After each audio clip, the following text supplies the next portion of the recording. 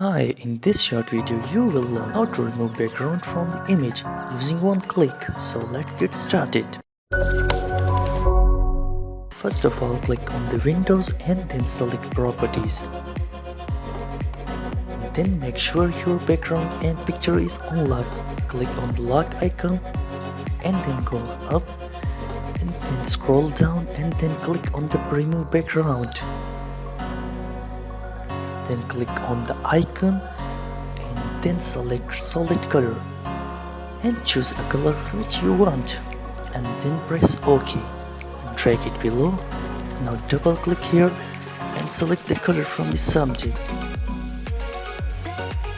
Then OK. Now we need to check it properly if everything is removed. Now it's read properly. Then Ctrl 0 to fit it to screen. Then double click and select the color.